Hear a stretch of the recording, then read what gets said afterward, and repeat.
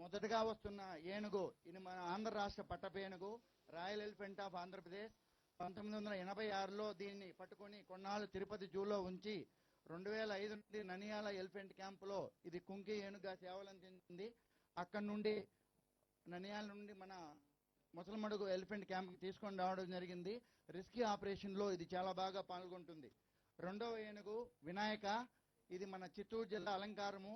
2002లో చిత్తూరు జిల్లా యాదమరి దగ్గర బంధించబడింది.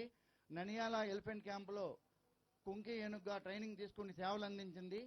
ఇప్పుడు ఇక్కడికి సేవలు అందించడానికి వచ్చింది. తర్వాత మూడవ ఏనుగు రంజన్, దీనిని ప్రైడ్ ఆఫ్ కర్ణాటక దేశగా పిలుస్తారు. ఇది మన అతిథిని కర్ణాటక నుండి ముసలమడుకు తీసుకొని రావడం జరిగింది. నాలుగవ ఏనుగు కృష్ణ, దీనిని కన్నడ దేశ జూనియర్ ఛాంపియన్ అంటారు.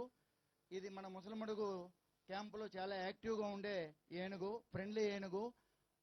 పూలహారం వేయడంలో చాలా ఇష్టాన్ని చూపించే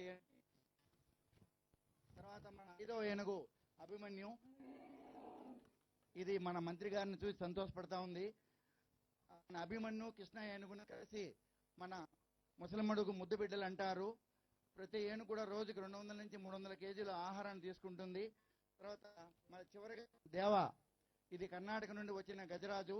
క్యాంపులో ఎక్కువగా స్వేచ్ఛగా ఇండిపెండెంట్ గా ఉండాలనే కోరిక దీనిలో ఎక్కువ కనిపిస్తుంది.